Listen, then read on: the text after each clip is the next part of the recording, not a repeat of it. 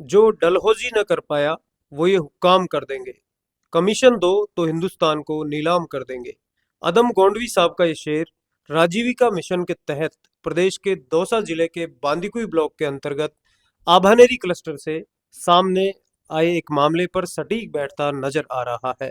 जिस राष्ट्रीय ग्रामीण आजीविका विकास परिषद यानी राजीविका मिशन को ग्रामीण तबके से आने वाली गरीब महिलाओं के आर्थिक सशक्तिकरण और आत्मनिर्भरता के उद्देश्य के साथ शुरू किया गया था, उसी मिशन में अब वित्तीय अनियमितताओं के गंभीर मामले और आरोप सामने आए हैं।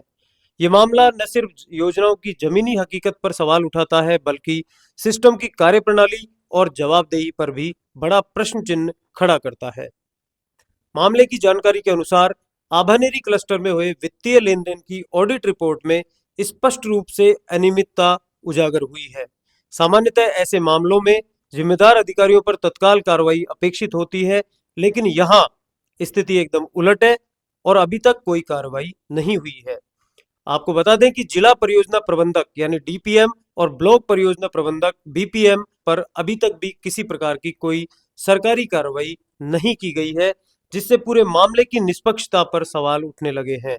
हैरानी की बात तो यह है कि इन अनियमितताओं की जिम्मेदारी अधिकारियों ने स्वयं लेने के बजाय सीएलएफ यानी क्लस्टर लेवल फेडरेशन से जुड़ी दो महिलाओं पर डाल दी।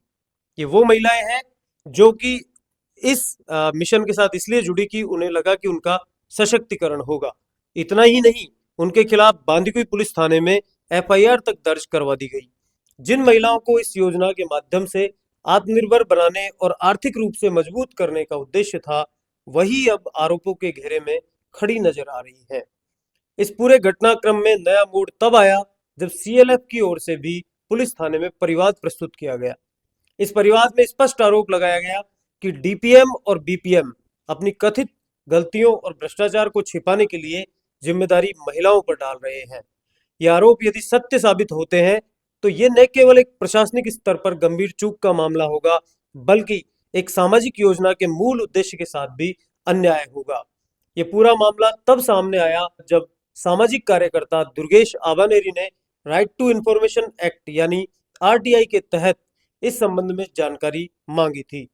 आरटीआई के जरिए सामने आए दस्तावेजों ने इस मामले को सार्वजनिक बहस का विषय बना दिया है और अब ये सवाल उठ रहा है कि जब ऑडिट रिपोर्ट में गड़बड़ियां सामने आ चुकी हैं, तो जिम्मेदार अधिकारियों के खिलाफ कार्रवाई क्यों नहीं की जा रही है। इस वीडियो में देखिए आप कि जो सामाजिक कार्यकर्ता है दुर्गेश आबानेरी, वो आरटीआई के तहत उन्होंने जो जानकारी प्राप्त की उस पर क्या कह रहे हैं। मैं दुर्गेश आबानेरी, मूलतः आबानेरी बांदीकुई ब्लॉक का निवासी हूँ और राजीविका के तहत हमारे आबानेरी ब्लॉक में दीप राजीविका महिला सर्वांगीण विकास के नाम से एक सहकारी समिति क्लस्टर आबानेरी और ब्लॉक बांदीकुई में चल रही है, जिसमें मेरे पास बार बार अनियमितता और भ्रष्टाचार की शिकायतें आ रही थी। मेरे द्वारा आरटीआई के तहत वर्ष 2024-25 की ऑडिट रिपोर्ट मांगी गई संबंधित अधिकारी द्वारा। तो ऑडिट रिपोर्ट में मेरे को एक माह बाद ऑडिट का जवाब भेजा गया। तो मैं आपको दिखाना चाहूँगा, ये ऑडिट की रिपोर्ट है और इसको जब मैंने स्टडी किया तो इसमें स्पष्ट रूप से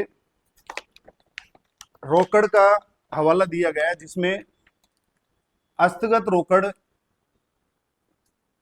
आप देख सकते हैं। हस्तगत रोकड़ 7,71,000 रुपए, मतलब इन कैश हैंड 24-25 की ऑडिट में 7,71,000 बताई गई है, जबकि ये रिपोर्ट में अपने अगर देखेंगे तो 23-24 में 71,800 रुपए थी, जो बढ़ के 7,71,000 रुपए हो गई।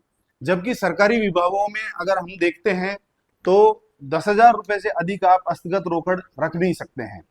जब ये हस्तगत रोकड़ का मेरे को इसमें पता चला और ऑडिट रिपोर्ट में ऑडिट वालों ने भी इसको अनियमितता का हवाला, स्पष्ट रूप से अनियमितता बताई कि इसमें अनियमितता की गई है। ऑडिट रिपोर्ट में भी ये जब बताया गया तो मेरे द्वारा इसकी आरटीआई में जवाब मांगा गया। ऑडिट के रक्त पूर्ण नहीं है, रोकड़ बही सत्यापन नहीं किया जा सकता है। इसमें स्पष्ट रूप से नोट डाला हुआ है। ऑडिट अवधि के दौरान पाया गया कि रोकड़ बही में मार्च 2025 में रोकड़ शेष राशि 7,71,084 वित्तीय अनियमितताओं को दर्शाता है, जो कि एक बहुत बड़ी राशि है। ठीक है, ये ऑडिट ने बताया, लेकिन किसी भी संबंधित अधिकारी इसमें मुख्यतः जिला परियोजना प्रबंधक होते हैं जो जिले पे बैठते हैं। डीपीएम अभी दौसा श्री बलदेव जी गुजर हैं, और ब्लॉक प्रबंधन अधिकारी जो बीपीएम होते हैं वो महेंद्र सिंह जी हैं। इनकी मिलीभगत इसमें स्पष्ट रूप से दोनों की प्रतीत होती है, क्योंकि जब ये इतना बड़ा गबन आपके ऑडिट रिपोर्ट में स्पष्ट रूप से सामने आ गया, लेकिन आप लोगों द्वारा किसी भी अधिकारी द्वारा इस पर कोई कार्रवाई नहीं हुई। जब मेरे द्वारा इसकी रिपोर्ट मांगी गई कि मैं बिल वाउचर इसका ब्यौरा उपलब्ध कराया जाए 7,71,000 रुपए का, तो मुझे इसकी आज 2 माह बीत जाने के बाद भी आरटीआई का जवाब नहीं दिया जा रहा है। लेकिन जैसा कि मुझे पता चला और जानकारी में मेरे आया कि ब्लॉक परियोजना प्रबंधक बांदीकुई द्वारा किसी के सीएलएफ के किसी पदाधिकारियों के खिलाफ गबन का मुकदमा दर्ज करवाया गया है। मैं आपको नॉलेज में लाना चाहूंगा कि जो दीप राजीविका में जो ये क्लस्टर चलते हैं, ये राजस्थान सोसाइटी एक्ट 1958 के तहत चलते हैं। राजस्थान सोसाइटी एक्ट के तहत ही रजिस्टर्ड होते हैं, और इसमें स्पष्ट रूप से राजस्थान सोसाइटी एक्ट की धारा 6, जिसमें स्पष्ट रूप से लिखा हुआ है किसी भी रजिस्टर्ड सोसाइटी द्वारा अपने नाम वाद से लाया जा सकेगा अथवा उसके विरुद्ध वाद लाया जा सकेगा, जहां रजिस्टर्ड सर्वन नायब विनिमय द्वारा अध्यक्ष, सचिव और न्यासी, मतलब ट्रस्टी, केवल 3 लोग ही वाद दायर कर सकते हैं।